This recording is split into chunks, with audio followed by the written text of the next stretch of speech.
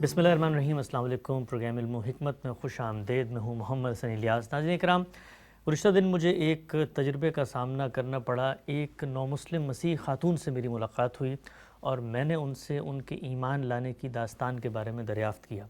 जो जवाबात उन्होंने दिए वो इस कदर मुतासिर कुन थे। एक मुसलमान की हैसियत से बिलउमूम हम इन चीज़ों पर गौर नहीं करते। कुरान मजीद की क्या हैसियत है जब कोई शख्स कुरान मजीद को खाली ज़हन होकर पढ़ता है और वो कैसे आपके सवालों का जवाब देता है। इस मौजू पर हम गांधी साहब से आज इस्तिफ़ादा करेंगे और पूछने की कोशिश करेंगे कि दावत और दुनिया में इस्लाम की दावत को फैलाने के लिए कुरान मजीद क्या किरदार अदा कर सकता है। इन तमाम मौज़ूआत को ज़ेर बहस लाएंगे। आगाज़ करते हैं। साबिक़ हमारे तशरीफ़ फरमाएं जनाब जावेद अहमद गांधी साहब। अस्सलाम वालेकुम गांधी साहब। वालेकुम अस्सलाम। हम सब गुज़िश्ता दिन यहाँ पर हमारे सेंटर में आए दिन लोग तशरीफ़ लाते हैं। एक नौ-मुस्लिम मसीह खातून तशरीफ़ लाईं और उन्होंने अपने ईमान लाने की दास्तान ये बताई कि वो मसीही थीं, पैदाइशी मसीही। उनका ख़ानदान ख़ुद बहुत गहरी वाबस्तगी रखता था मज़हब से और मसीहियत से, ख़ुद उसका बाकायदा मुताला करती थीं। लेकिन एक चीज़ उनके दिल में खटक पैदा करती थी हमेशा, वो ये कि अल्लाह का कोई साजी हमसर, अल्लाह का कोई सबॉर्डिनेट कैसे हो सकता है। जो पूरा का पूरा तसलीस का अक़ीदा है, वो ये फरमाने लगी कि मैंने कुरान मजीद को खोला और जब पढ़ने का आगाज़ किया तो उस किताब ने मेरे तमाम सवालात का ऐसे जवाब दिया कि फिर मेरे पास कोई रास्ता नहीं रहा कि मैं मुसलमान हो गई। हम आम तौर पे इस तरह की दास्तानें सुनते भी हैं, लेकिन बहैसियत मुसलमान जब हम ख़ुद कुरान को पढ़ते हैं तो हमें उसमें इस कदर दिलचस्पी, इस कदर हमारे सवालों के जवाब और इतनी जिसको आप कहते हैं चैलेंजिंग आर्गूमेंट नज़र नहीं आते। पूछना मैं आपसे चाहता हूँ, बतौर मुसलमान ये हमारा प्री कंसीव कोई नुक्ता नज़र है, एक इनहेरेंट फॉर ग्रांटेड हम कुरान मजीद को लेते हैं। क्या आपको लगता है कि कुरान की दावत अगर हम पेश करें गैर मुस्लिमों तक तो फिर कुरान अपनी आर्गूमेंट की ताकत से उन तमाम सवालों के जवाब दे सकता है जो कुछ इंसान के जहन में दीन, मज़हब, आखिरत से मुताल्लिक़ उठते हैं? इसमें कोई शुबा ही नहीं है। आप देखिए कि इंसानी नफ्सियात का मामला ये नहीं है कि मंतकी सुगरा कुबरा करके आप बात करें तो वो चीज़ों को समझता है। इंसान की पूरी नफ्सियात बेशुमार चीज़ों को अपने अंदर लिए हुए है। अल्लाह ताला ने उसको इस तरीके से बनाया है कि उसके अंदर एक ईमान लाने का फितरी मैलान मौजूद है, यानी हक़ाइक़ को मानना, समझना। और चूँकि ये हकीकत के इस कायनात का एक खालिक है, ये उसके अंदर वदियत कर दी गई है। कुरान मजीद ने ये दास्तान सुनाई है कि जब इंसानों को पैदा करने का फ़ैसला किया गया तो इंसानों की असल शख्सियत ज़ाहिर है कि अलग से तख्लीक हुई है और इंसान का कालब अलग से बना है। अब भी वो शख्सियत आसमान से आती है और इस कालब में उसका गोया मकान है जिसमें वो आके मुकीम हो जाती है। ठीक। तो ये जब शख्सियत बनाई गई तो अल्लाह ताला ने उससे सवाल किया, अलस्तु बिरब्बिकुम। कुरान मजीद ने सूरह आराफ में ये सारी सरगुज़श्त सुनाई है तो एतराफ़ किया। अब ज़ाहिर है कि उसकी याद तो लाजिम था कि महव कर दी जाए। जिस तरह से इस दुनिया में बहुत से वाक़यात हैं जिनकी याद महव हो जाती है और बाज़ वाक़यात हैं कि जो उम्र के उस हिस्से में पेश आए होते हैं कि जिसमें हमारा शऊर अभी याददाश्त के उस मकाम पर पहुंचा नहीं होता जहां वो बरसों के बाद किस चीज़ को दोहरा सके। ये देखा होगा आपने कि बच्चे पर 2-2.5 साल की उम्र तक जो अहवाल गुज़रते हैं वो बिलवुम उसको याद नहीं रहते। तो इस तरह याद तो महव कर दी गई क्योंकि ये दुनिया इम्तहान के लिए बनाई गई है। अगर याद बाकी रहती तो इम्तहान ख़त्म हो जाता। इम्तहान है ही यही कि हिजाब में आपने हकीकत को तलाश करना है। ये नहीं है कि बेहिजाबी में हकीकत को देखना है। बेहिजाबी में तो हकीकत को बैल भी देखेंगे तो वो उसको मान लेंगे। तो इंसान का असली इम्तहान ये है। तो चुनांचे उसके अंदर ये चीज़ मौजूद है। फिर ये कि इंसान महज अकल नहीं है, उसके साथ वो जज्बात है। उन जज्बात के साथ उसकी शख्सियत के बहुत से नाजुक और बहुत से हसास पहलू वाबस्ता होते हैं। तो उससे उसकी एक नफ्सियात बनती है। फिर उसके साथ ये कि अक़ली वजूद भी है, वो एक अखलाकी वजूद भी है, उसके अंदर एक जमालियाती एहसास भी है। तो ये सारी चीज़ें मिलकर किसी बात को लेती हैं, समझती हैं। और फिर जब आप मुख्तलिफ मराहिल तय कर रहे होते हैं तो कोई चीज़ जिस तरीके से आपके सामने एक बिजली का कौंदा होता है या अचानक रोशनी आ जाती है, इस तरह आती है। और यही वो मौका होता है कि जब आप ईमान की जस लगा देते हैं। तो चूँकि इंसानी नफ्सियात बिलवुम इसी तरह काम करती है, چند لوگوں کو آپ چھوڑ دیجئے جن کو آپ مستثنیات کہہ سکتے ہیں کہ ان کا شاید ذہنی سانچہ اس طرح کا ہوتا ہے کہ وہ خالص منطقی اندازی سے سوچتے ہیں یا ان کے فیصلے کرتے ہیں.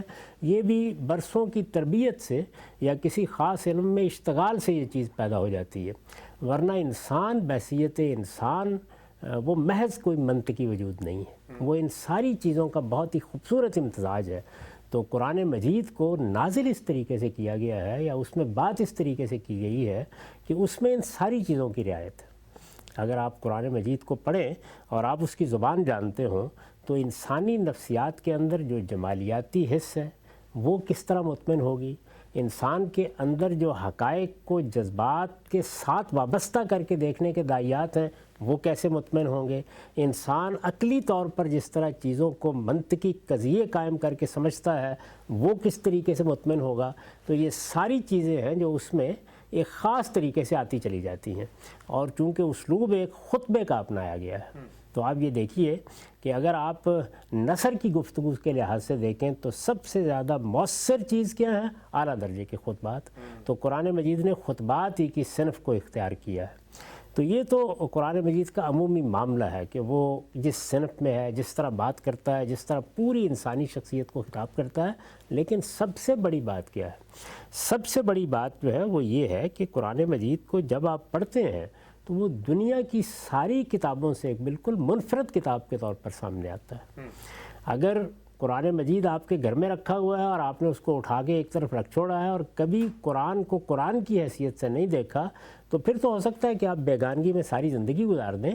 لیکن اگر آپ کے اندر سچی طلب ہو اور آپ کسی صحیح بات کو جاننا چاہتے ہوں تو جیسے ہی آپ قرآن کو اٹھاتے ہیں تو ایک بالکل مختلف دنیا سے آپ کو سابقہ پیش آتا ہے. یعنی وہ جس اذعان کے ساتھ، جس یقین کے ساتھ، جس جگہ پر کھڑے ہو کے بات کرتا ہے، اس کائنات میں دنیا کی کوئی کتاب وہاں سے بات نہیں کرتی. یعنی کسی میں اس کا شائبہ بھی آپ کو نظر نہیں آئے گا. اعلیٰ سے اعلیٰ فلسفے کی کتاب اٹھا لیں، اعلیٰ سے اعلیٰ ادب کی کتاب اٹھا لیں، ہر کتاب ظاہر ہے کہ انسان کا کلام ہوگا تو انسان کبھی اذعان اور یقین کی اس جگہ پر کھڑا نہیں ہو سکتا جہاں پر قرآن کلام کرتا ہے. پھر یہ کہ قرآن مجید میں کوئی صحیح و خطا کا شائبہ نظر نہیں آتا. آپ انسان کا پورا علم در حقیقت صحیح و خطا ہی سے آگے بڑھتا ہے. یعنی آپ ٹرائل اور ایرر سے سیکھتے ہیں اور آپ کے کلام میں بھی وہ نمایاں ہوتا ہے، آپ کے کام میں بھی وہ نمایاں ہوتا ہے، آپ کی شخصیت میں بھی نمایاں ہوتا ہے. تو یہاں اس کا کوئی شائبہ بھی نظر نہیں آتا.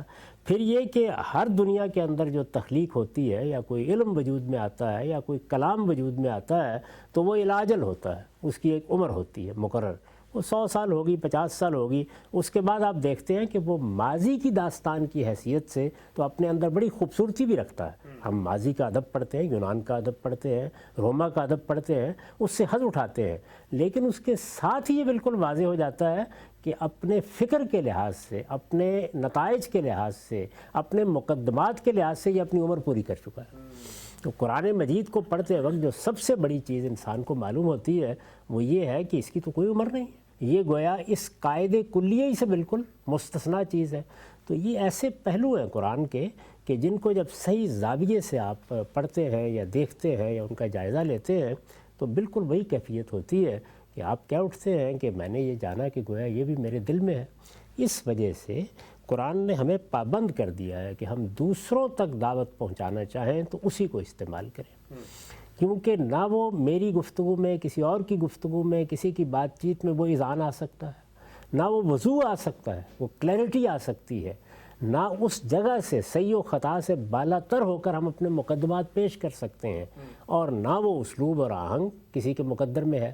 تو اس وجہ سے وہ اتنی بڑی چیز ہے اس لحاظ سے اگر آپ دیکھیں کہ وہی ہے کہ جس کو لوگوں کے سامنے پیش کرنا چاہیے. میں نے تو کئی مرتبہ لوگوں کو توجہ دلائی ہے کہ یہ قرآن نے جو ہمیں قرآن کی صورت میں پیغام دیا ہے، یعنی یوں نہیں کیا کہ جو قرآن کے عقائد تھے وہ لوگوں نے جان لیے، سمجھ لیے.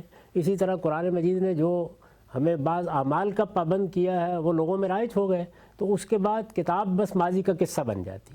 تو کتاب ایک زندہ کتاب کے طور پر اسی زبان میں، اسی آہنگ میں، انہی الفاظ میں محفوظ چلی آ رہی ہے. تو اس کی وجہ یہی ہے کہ اللہ تعالیٰ نے اس میں دونوں چیزیں حاصل کرنا چاہیے. اس کے ذریعے سے اللہ تعالیٰ کی ہدایت اپنے اصول و مبادی میں محفوظ ہو جائے، اس کے بارے میں کوئی تردد باقی نہ رہے، اور پھر یہ کہ ایک ایسی کتاب دنیا میں موجود ہو کہ جو خطاب کرے لوگوں کو، یعنی وہ پیغمبر کی پوری سرگزشت ہے اور وہ اسی تاریخ میں آپ کو لے جاتی ہے. آپ محسوس کرتے ہیں کہ اب پیغمبر خطاب کر رہے ہیں یا اللہ تعالیٰ خطاب کر رہے ہیں، اور سامنے جو انسانوں کی جماعتیں ہیں تو وہ ایک تصویر آپ کے سامنے آتی چلی جاتی ہے. یہ جو قرآن مجید کا خاص پہلو ہے، اس کا ایک لازمی نتیجہ یہ نکلتا ہے کہ دعوت کے لیے پھر اس کے مقابل میں کوئی چیز بھی نہیں رہتی. میں لوگوں کو توجہ دلاتا رہا ہوں کہ اللہ تعالیٰ نے ہمیں پابند کر دیا ہے کہ فذکر بالقرآن من یخاف وعید. اگر کسی، یہ بڑی خوبصورت آیت ہے، اس کا مطلب یہ ہے کہ آدمی کے اندر یہ خیال پیدا ہونا کہ میں کہیں اس دنیا کی زندگی میں کھو کر کسی اور چیز سے محروم نہ ہو جاؤں جو بہت بڑی ہے، اور وہ سمجھتا ہو کہ یہ جو دنیا میں ایک وعید پھیلی ہوئی ہے کہ تمہیں دنیا سے رخصت ہونا ہے تو اس کے بعد ایک نئی دنیا میں اٹھنا ہے، اس کا اندیشہ ہو اس کے دل میں. اگر وہ اس اندیشے کو اٹھا کے پھینک چکا ہے، دنیا کی زندگی کو اصل سمجھ چکا ہے، وہ اس بات پر قانع ہو گیا ہے کہ اب مجھے یہیں جینا ہے، یہیں مرنا ہے، میں اس مٹی سے پیدا ہوا، مٹی میں ختم ہو جاؤں گا، اپنی شخصیت، اس کی شناخت اور اس کا شعور اگر وہ کھو چکا ہے تو پھر یہ قرآن مجید بھی اس کے لیے بے معنی ہے. لیکن اگر اس نے اپنی فطرت کو اس جگہ رکھا ہے کہ وہ میں یخاف و وعید کی جگہ پر کھڑا ہے، تو پھر فرمایا کہ وہ قرآن مجید سے ہدایت پا لے گا. تو یہ چیز قرآن نے خود واضح کی اور کہا ہے ذکر بالقرآن. اسی طرح رسالت میں آپ صلی اللہ علیہ وسلم کو ارشاد فرمایا کہ جاہد بہی جہادن کبیرہ، یعنی جو اصل جہاد ہے وہ اس قرآن کے ذریعے سے جہاد ہے، اور یہ بڑا جہاد ہے، جہاد کبیر ہے. تو یہ آپ کریں، لوگوں تک یہ اللہ کی کتاب پہنچائیں. چنانچہ غیر مسلموں کو تو دعوت پہنچانے کا اور کوئی طریقہ سرے سے اختیار ہی نہیں کرنا چاہیے. اچھا، یا میری بات، آپ کی بات، فلاں کی بات کوئی اہمیت نہیں رکھتی. طریقہ یہ ہے کہ آپ دنیا کی ہر زبان میں اگر قرآن مجید لکھا ہوا لوگ پڑھ سکتے ہیں تو لکھا ہوا، اگر بولا ہوا پڑھا ہوا لوگ سن سکتے ہیں تو اس اعتبار سے قرآن لوگوں تک پہنچائیں. ایک ایک دروازے پر دستک دے کر دنیا کے ہر شخص تک یہ کتاب پہنچا دیں. اب اس کے بعد کیا ہوگا؟ یعنی اس کتاب کو جب وہ سنیں گے، یہ بھی ہو سکتا ہے کہ نہ سنیں، ایک طرف رکھ دیں، نہ پڑھیں ایک طرف رکھ دیں، یہ پھر ان کا مقدر ہے.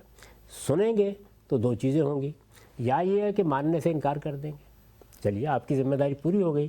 لیکن اگر قرآن مجید ان کے دل و دماغ کو متوجہ کر لیتا ہے تو پھر اس کے بعد میرا آپ کا کام شروع ہوتا ہے کہ اب وہ دین کو سمجھنا چاہتے ہیں تو ہم انہیں دین سمجھائیں. یہ گویا تعلیم کا کام ہے جو علماء کو کرنا چاہیے یا دین کے دائیوں کو کرنا چاہیے.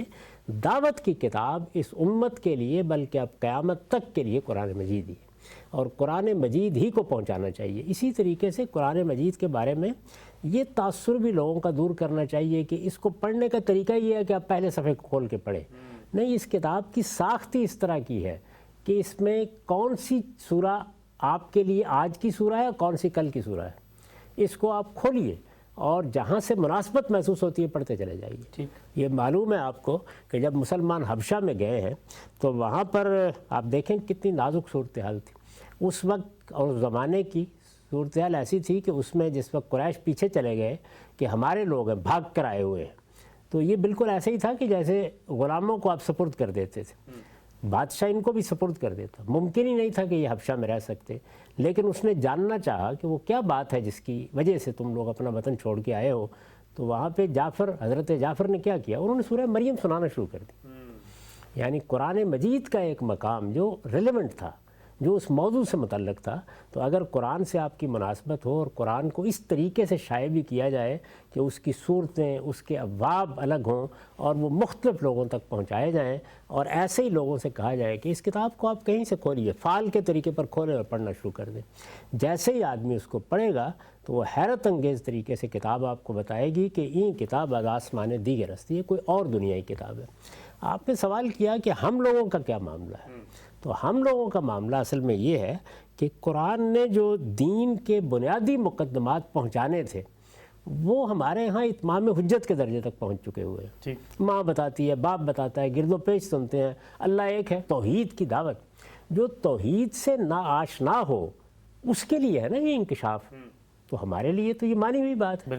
یعنی اگر اس سے انحراف بھی کوئی لوگ کر رہے ہوتے ہیں تو توحید کہتے ہوئے کر رہے ہوتے ہیں. اچھا یہی معاملہ رسالت کا ہے، یہی معاملہ آخرت کا ہے.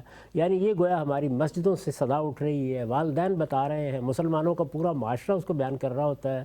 جن چیزوں پر ہمیں عمل کرنا ہے وہ سنت کے طور پر جاری ہے مسلمانوں کے اندر. تو یہ چونکہ ساری چیزیں اس طریقے سے ہو چکی ہوتی ہیں تو اس وجہ سے ہم خیال کرتے ہیں کہ اب اور قرآن سے کیا سیکھنا ہے. بہت یعنی مطلب یہ ہے کہ وہ سبق تو ہم لے چکے اور وہ ہمارے پاس موجود ہے. لیکن میں آپ سے عرض کرتا ہوں کہ پھر ایک اور تجربہ ہے. جس طرح یہ ایک تجربہ ہے، اور میں اس سے پہلے بھی سنا چکا کہ ایک زمانے میں ہمارے بر صغیر کے بہت بڑے علماء میں سے تھے ڈاکٹر حمید اللہ صاحب، وہ تشریف لائے لاہور میں. تو وہاں ایک مجلس ہوئی جس میں ہم نے ان سے پوچھا کہ بہت سے لوگ اسلام لاتے رہے ہیں اور وہ چونکہ ایک ایسی جگہ مقیم تھے جہاں وہ جانتے تھے کہ لوگ آتے ہیں اور وہ آ کر دین قبول کرتے ہیں، بلکہ ان کے ہاں ہی بہت سے لوگ آتے تھے. تو ان سے پوچھا کہ کیا صورت آپ نے دیکھی، یعنی جو لوگ آتے ہیں ان کے دین کی طرف متوجہ ہونے کا باعث کیا چیز بنتی ہے. تو انہوں نے کہا کہ لوگوں کا خیال یہ ہے کہ کسی نے کسی کی کتاب پڑھی ہوگی اور کسی نے کسی دعوت کو دیکھا ہوگا اور کسی کی تبلیغ سنی ہوگی.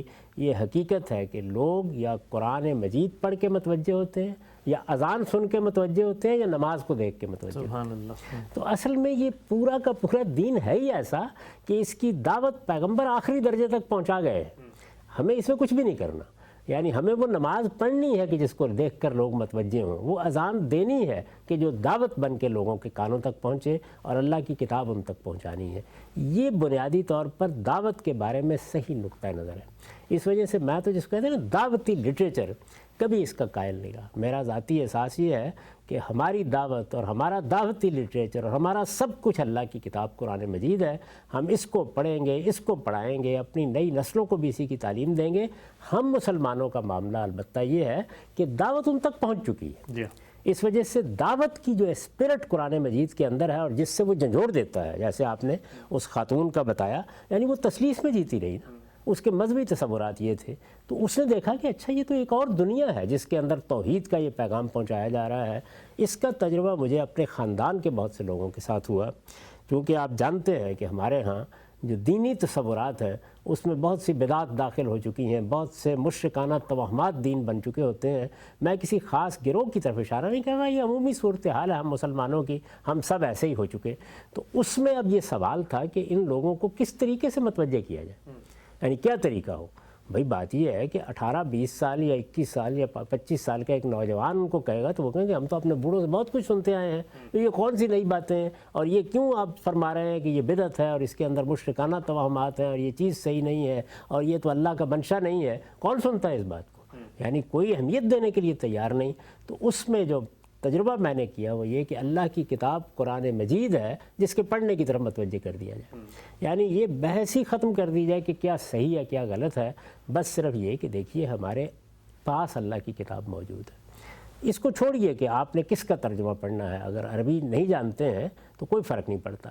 جن علماء پر آپ کو پہلے سے اعتماد رہا ہے انہی کا ترجمہ اٹھائیے اور اٹھا کر ایک مرتبہ اللہ کی کتاب کو پڑھ لیں. میں آپ سے سچ عرض کرتا ہوں کہ ہر سلیم الطبع آدمی نے آ کے شہادت دی کہ دنیا تبدیل ہو گئی. یعنی قرآن مجید نے دنیا تبدیل کر دی، اس لیے کہ اس میں کوئی اور ہی بات ہے جو اصل میں ادھر ادھر سے سنی ہوئی باتوں سے بالکل برخلاف ایک دنیا آپ کے سامنے لے آتی ہے. تو توحید کیا ہے، آخرت کیا ہے، اس کا انذار کیا ہے، اس کی تصویریں کیا ہیں، وہاں معاملہ کیسے پیش آنا ہے، وہاں کیا چیزیں ہیں کہ جو آپ کا سہارا بنے گی، اللہ تعالیٰ نے کیا نجات کے لیے معیار قرآن میں قائم کر دیا ہے، بالکل 2 اور 2 4 کی طرح واضح ہو جاتا ہے. تو یہ سبب ہے کہ ہمارے ہاں لوگ قرآن مجید کی اس اہمیت کو سمجھتے نہیں ہیں، ورنہ اصل میں دعوت کی انذار کی کتاب قرآن مجید. سبحان اللہ، بہت ہی خوب، بہت ہی تفصیل سے آپ نے اس نقطے کو واضح کیا اور قرآن مجید کی جو حقیقی حیثیت ہے، اس کا جو اپنا مقام خود بتاتا ہے، اس کو بھی آپ نے اجاگر کیا. اچھا ایک چیز یہ بیان فرمائیے گا ہم صاحب، عام طور پہ جو جدید پڑھے لکھے لوگ ہیں ان سے جب بات چیت ہم کرتے ہیں اور بتاتے ہیں دیکھو اللہ کی کتاب کی یہ شان یہ اعجاز ہے، وہ ایک کاؤنٹر آرگومنٹ یہ پیش کرتے ہیں کہ بھائی دین کے اوپر جو اعتراضات ہوتے ہیں، مثال کے طور پہ آپ لے لیں جی خدا کے اپنے وجود پہ اعتراض، تو اس میں اتنے بڑے بڑے مقدمات ہیں، God particle, dark matter, black hole, big bang, اس کی پھر تفصیلات، اس پہ پھر کتابیں در کتابیں.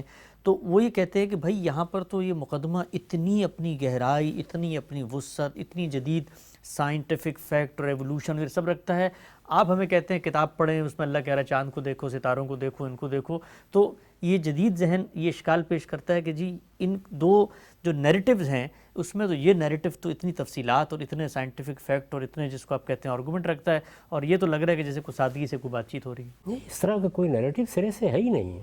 دیکھیے اب تک جو کچھ بھی سائنسی اکتشافات ہوئے ہیں انہوں نے در حقیقت اس کائنات کا مطالعہ کیا ہے، اور کائنات کا یہ مطالعہ اگر آپ اس کی تفصیلات اپنے سامنے رکھیں تو یہ صرف یہ بتاتا ہے کہ یہ کائنات کتنی عظیم ہے، اس میں کیسی معنویت ہے، اس کے اندر کیا کیا خزانے چھپے ہوئے ہیں، یہ کن قوانین کے تحت کام کر رہی ہے، اس میں خدا ہے خدا نہیں ہے، یہ تو زیر بحث ہی نہیں۔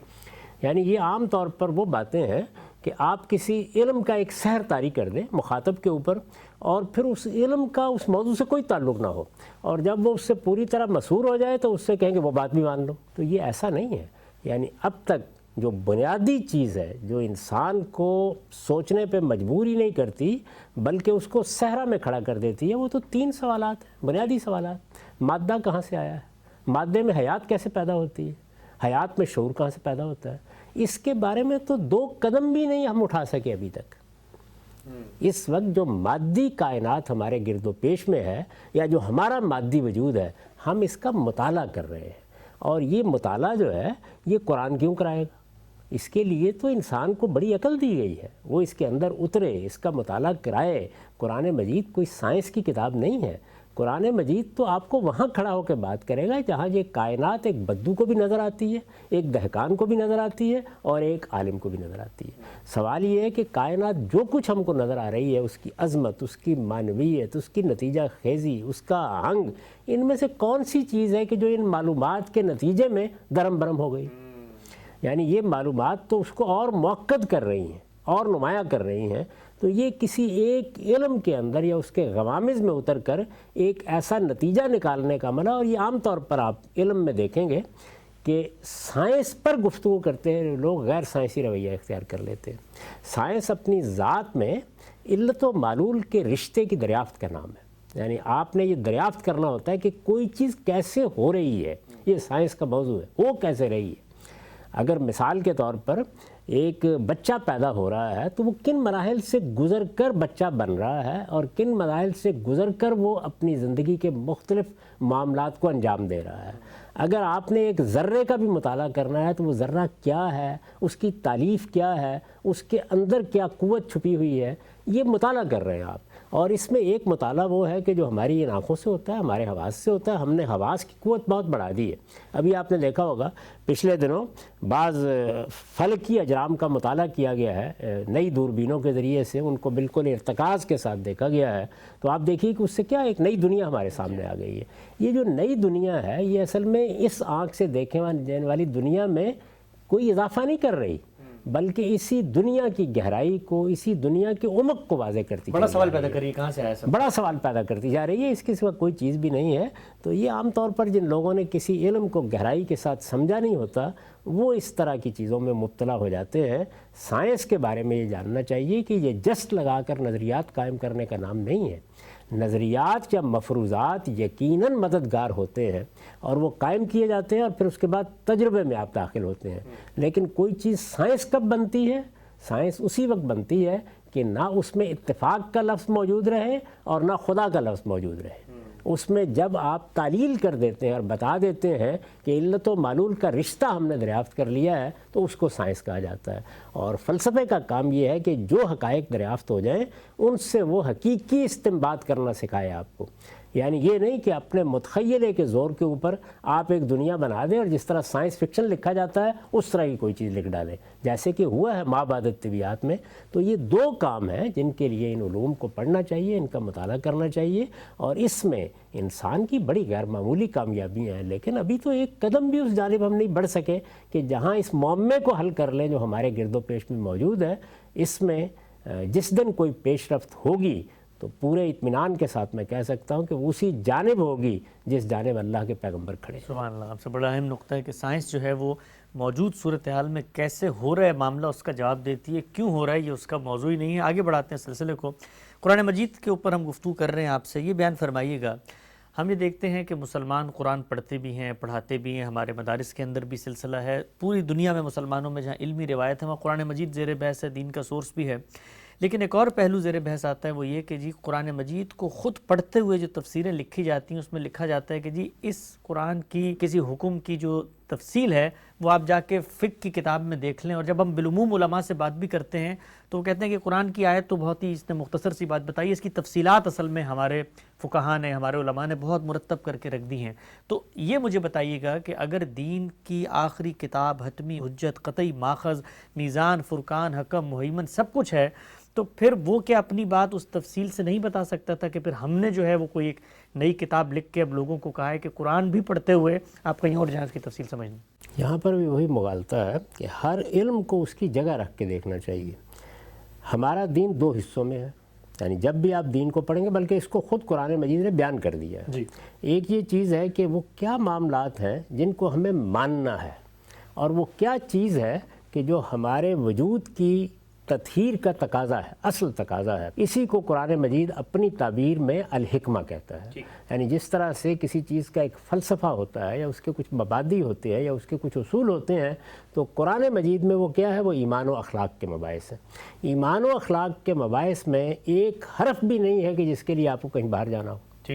قرآن مجید ہی اصل میں اس کو بیان کرتا ہے، اور اس خوبی کے ساتھ بیان کرتا ہے، اس تکرار کے ساتھ بیان کرتا ہے، اتنے اسالیب میں بیان کرتا ہے، تصریف آیات کا طریقہ اختیار کرتا ہے کہ ایک ایک چیز بالکل واضح ہو جاتی ہے. یعنی ہمیں ماننا ہے اس پروردگار کو تو کس طرح ماننا ہے، ہمیں اس کی ملاقات کا یقین رکھنا ہے تو کس طرح یقین رکھنا ہے. اور اسی طرح سے دوسری جتنی چیزیں بھی ہیں، اخلاقیات کی بنیاد کیا ہے، وہ کیا چیز ہے کہ جہاں سے اخلاقی احساس پیدا ہوتا ہے، ہمارا حادثہ اخلاقی اللہ تعالیٰ کی طرف سے کیا لے کے آیا ہے، اس کے نتیجے میں بنیادی اخلاقیات کیا ہیں. ان بنیادی اخلاقیات کو جب ہم اپنی زندگی سے متعلق کرتے ہیں تو اخلاق کے کیا فضائل اور رذائل سامنے آتے ہیں.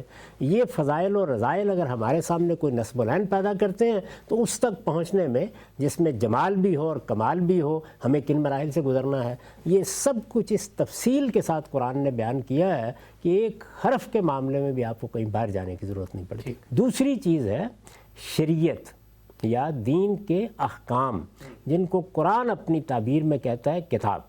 یعنی یہ قرآن مجید میں ایک اور استعمال ہے لفظ کتاب کا.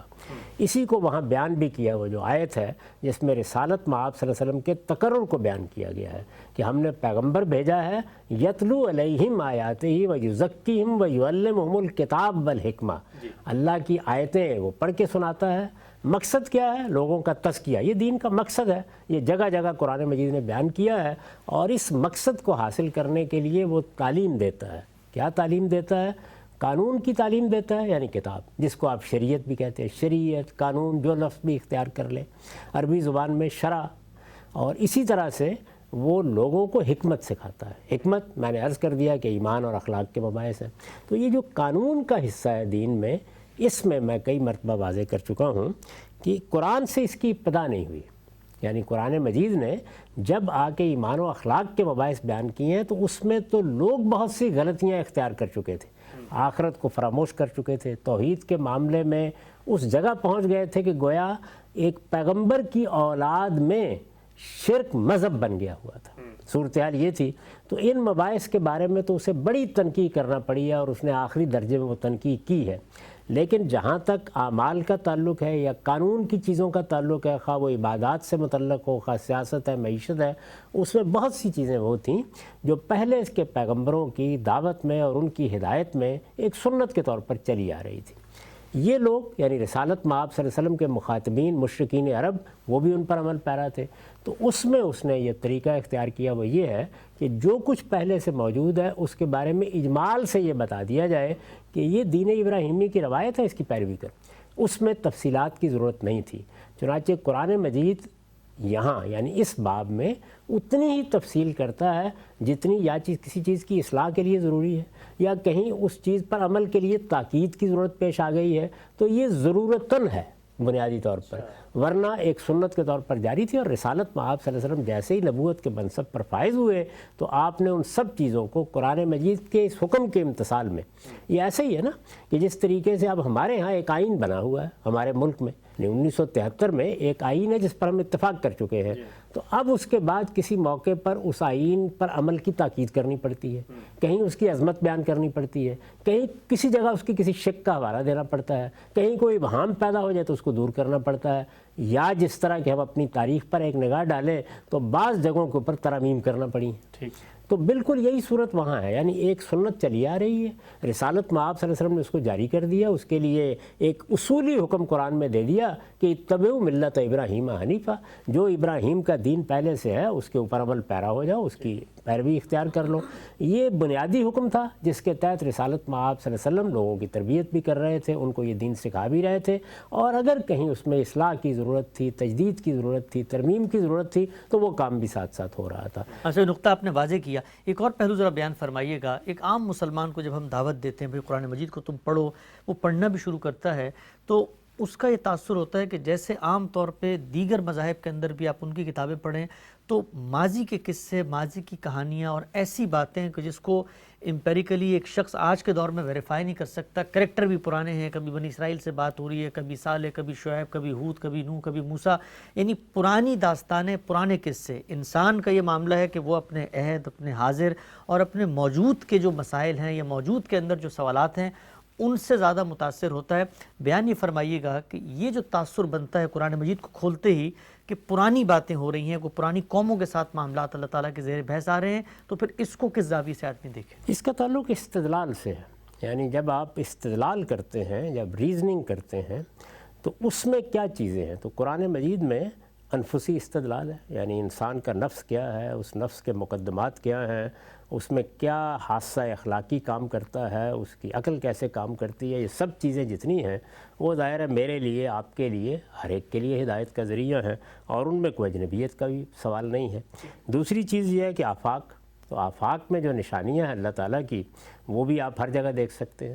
ابھی ہم گفتگو کر رہے تھے کہ قرآن مجید اس میں کوئی سائنسی طریقہ اختیار ہی نہیں کرتا، وہ تو ایک دہقان کی آنکھ جو کچھ دیکھتی ہے وہاں سے بات شروع کر دیتا ہے، ایک بدو کی آنکھ جو کچھ دیکھتی ہے وہاں سے بات شروع کر دیتا ہے، آپ کے گرد و پیش کی جو دنیا ہے اسی کی جانب آپ کو توجہ دلاتا ہے۔ تو جگہ جگہ آپ دیکھیں کہ قرآن مجید نے یہ اسلوب اختیار کیا۔ پھر اس کے بعد انسان کو جو استنباط کی صلاحیت دی گئی ہے، نہایت ہی نفیس اور نہایت ہی شاندار نوعیت کا استنباطی استدلال ہے جو قرآن مجید نے پیش کیا ہے، اور اس میں ایک ایک جملے کے اندر ایک جہان معنی بند کر دیا ہے۔ تو یہ وہ چیزیں ہیں کہ جو میرے لیے، آپ کے لیے، کوئی آدمی افریقہ میں ہے، برطانیہ میں ہے، پاکستان میں ہے، انڈونیشیا میں ہے، مشترک اساس ہے۔ اس کے بعد وہ حصہ ہے کہ جس کا تعلق تاریخی استدلال سے ہے، تو تاریخ تو بہرحال ماضی کی چیز ہوتی ہے، یعنی وہ آج کی چیز تو ہو ہی نہیں سکتی۔ ہم بھی اگر اپنے لوگوں کے ساتھ تاریخ میں بات کریں گے تو کیا غرناطہ اور بغداد کو ڈوبتا ہوا دکھائیں گے؟ ان کا حوالہ ہی دیا جاتا ہے۔ تو اس میں قرآن مجید نے وہ چیزیں بیان کی ہیں جن سے اہل عرب واقف ہیں، جو ان کے لیے گویا ان کی ایک معلوم معروف تاریخ ہے۔ جس طرح ہم مسلمانوں کی پچھلے 1500 سال کی تاریخ کے بڑے بڑے واقعات ایک لفظ میں ادا ہو جاتے ہیں، 2 لفظوں میں ادا ہو جاتے ہیں، تو یہ تاریخی استدلال ہے۔ اور یہ تاریخی استدلال میں بھی کچھ حصے ایسے ہیں کہ جن کے آج بھی اسی طریقے سے جاننے والے موجود ہیں، جیسے بنی اسرائیل، وہ دنیا میں کہیں چلے تو نہیں گئے، ان کی پوری تاریخ خود ان کے اپنے ہاں کی لکھی ہوئی ہمارے پاس بائبل میں موجود ہے، وہ ایک قوم کی حیثیت سے بھی موجود ہے۔ سیدنا مسیح علیہ السلام کے ماننے والوں نے ان کے بعد کی تاریخ بھی ہم تک پہنچائی ہے۔ تو آپ جب اس تاریخ کی طرف حوالہ دیں گے تو ظاہر بات ہے کہ تاریخ ہی بیان ہوگی، کیونکہ استدلال کی ایک قسم ہے جس کو الگ کر کے دیکھنا چاہیے۔ تو تاریخی استدلال تو آج بھی ہوگا، جب تو مغلوں کی داستان سنائی جائے گی کہ ان سلطنت کیسے قائم ہوئی اور پھر دیکھو کس طرح زوال پذیر ہوئی۔ پھر اگر گبن لکھے گا تو روما کے زوالی کی داستان لکھے گا نا، تو اس کو آپ کو کیسے آج دکھایا جائے جا کے؟ تو تاریخی استدلال ہمیشہ تاریخی سے ہوتا ہے، وہی قرآن نے کیا۔ بڑا ہی اہم نقطہ، اور بڑی آپ نے اس کو دلیل کے ساتھ اس بات کو بھی آپ نے واضح کیا۔ چند اور چیزیں بھی زیر بحث لانا چاہتا ہوں۔ ایک استدلال آج کل یہ جو جدید ذہن کے لوگ ہیں، مغرب فلسفے سے بھی متاثر ہوتے ہیں اور اس وقت مذہب کی جو ریلیونس ہے اپنے عہد کے ساتھ اس کشمکش میں بھی شریک ہیں، وہ کہتے ہیں کہ اگر کتاب آفاقی ہے، اس کا پیغام قیامت تک کے لیے ہے، تو زبان تو آفاقی نہیں ہے، زبان تو ہم اصرار کرتے ہیں مسلمان کے قریش کی زبان ہے، اور یہ بھی نہیں کہ تمام جو عربی جاننے والے ہیں وہ عربی وہ جانتے ہیں۔ تو وہ سوال یہ کرتے ہیں کہ پیغام آفاقی ہو اور زبان محدود ہو، یہ کیسے ہو سکتا ہے؟ تو پھر اس لحاظ سے تو اس کے اندر کوئی آفاقیت کا پہلو نہیں پایا جاتا۔ نہیں تو پھر کوئی آفاق کی زبان ہونی چاہیے تھی دنیا میں، ہے کوئی ایسی زبان؟ نہیں۔ یعنی انسان سے بات کرنی ہے تو انسان سے اللہ تعالیٰ کوئی اپنی زبان میں گفتگو شروع کر دے، جو انسانوں کی زبان ہوگی اسی میں گفتگو کی جائے گی۔ اور کیا ہر وقت گفتگو کریں؟ اس وقت تو اگر آپ ہندوستان میں دیکھیں تو ہزاروں کی تعداد میں زبانیں بولی جا رہی ہیں، یعنی اب بھی اگر ان میں سے کسی ایک زبان کا انتخاب کیا جائے گا تو کسی دوسری زبان کے لوگوں کے لیے وہ اجنبی ہو جائے گی۔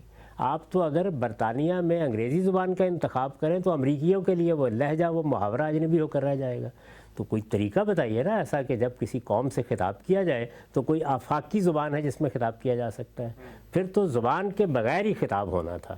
اور وہ اسی صورت میں ہو سکتا تھا کہ اللہ تعالیٰ جس طرح پیغمبروں کا انتخاب کرتا ہے یہ طریقہ ہی اختیار نہ کرتا اور ہر انسان کے ساتھ براہ راست بات کرتا، تو ہر انسان پیغمبر ہوتا، اور ہر انسان پیغمبر ہوتا تو اس کا مطلب ہے ایک درجے میں حجاب اٹھ گیا تو پھر امتحان ہونا ہی نہیں چاہیے۔ سبحان اللہ۔ تو اس وجہ سے ان میں سے کوئی چیز بھی، یہ بالکل بےمانی باتیں ہیں جو لوگ کرتے ہیں۔